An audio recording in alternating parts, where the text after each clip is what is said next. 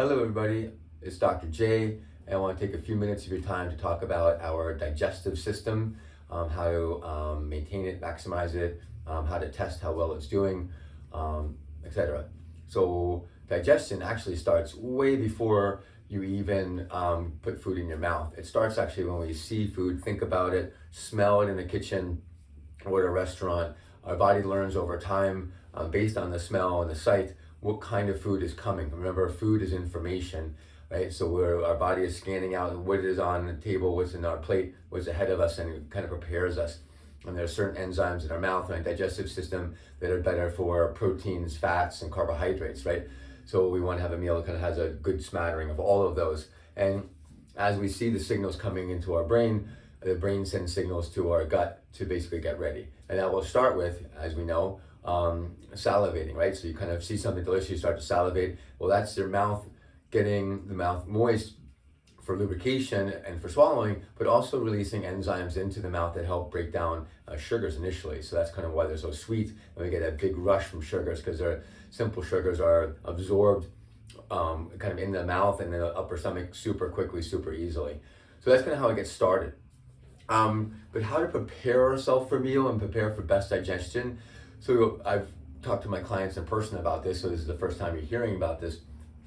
We have two nervous systems that run side by side. There's sympathetic, which is flight, fight, freeze, right? And there's parasympathetic, which is rest and digest and reproductive.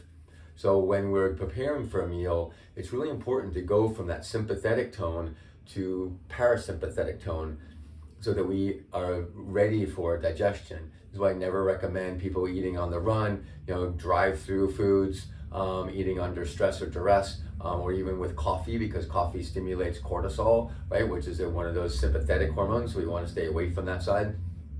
How we can switch is to stop, sit down, take a few deep breaths. In fact, 6 breaths will take you from sympathetic to parasympathetic, right?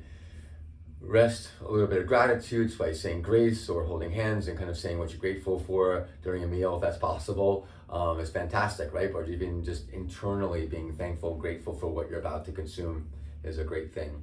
It really just helps set the kind of the stage for healthy digestion. And then we want to chew our food, right? So take a bite. I think, 31 chews on every bite. I'm not sure exactly the number, but the idea is to slow down, chew your food, let your jaws and the teeth do their job to kind of break down the food physically, and let those initial enzymes in our saliva start to break down the food before we swallow it, right? Then the food goes down into our stomach, and if we slowly enough, we start to fill up a little bit. Our stomach releases gastric acid into the stomach even before the food's getting there, and then it gets into the small intestines, and the pancreas and liver secrete enzymes through bile and the pancreatic duct, and that allows further digestion of proteins, carbohydrates, and fats in the food we have, right? Then there's a big absorption going on through the small intestine, and then the food gets to the large intestine where the bacteria in our gut mostly reside, and those bacteria are there to help us digest the things that we can't, like the insoluble fibers.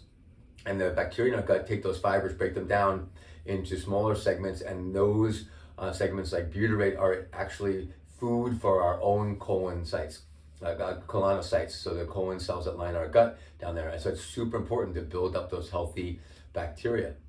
So what else can we do? Well, when we eat, I would talk about this about weight loss, but if we think we're trying to lose weight and we think we're hungry, take a big old glass of water or two and then see. If you're no longer hungry, well then you are just thirsty and not hungry, right? But if you're still hungry after that, then you start to eat and eat slowly. Put your fork down between bites. Let your mouth do the mouth and alimentary canal do its thing.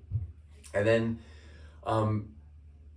sometimes we need a little supplementation for that, so we can add digestive enzymes. In fact, one of my stories personally was that I was having issues medically, and even though I was eating just like I tell all my clients to, plant-based and whole food and intermittent fasting, doing everything right, I just wasn't digesting my food because my digestive glands had kind of worn out. It's just like some people, as we get older, have thyroid disease where the thyroid gland wears out, or women will get into menopause when their ovaries kind of wear out and stop producing estrogen. Then same thing happens in andropause with testicular function declining.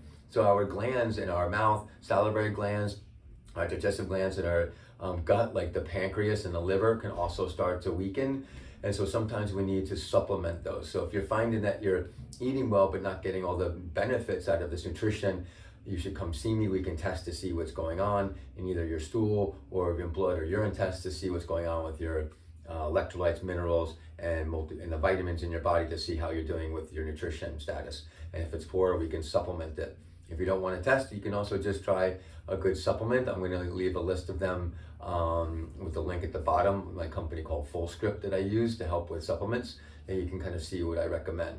Another thing when we're eating is we don't want to wash away all of those digestive enzymes. So I was told a long time ago, drink lots of water with your meal, but I found actually that dilutes all of the acidity in our stomach and the enzymes in our digestive tract. So when you're eating, try not to, take a little sips of water, but try not to really drink too much water during your meal. You can drink before your meal or after your meal, but during the time of eating and with digestion, you want to let that settle in with the stomach acid and the digestive enzymes that you have. Of course, if you have any questions, feel free to reach out to me. I'd love to see you all. Have a wonderful day. I'll see you soon.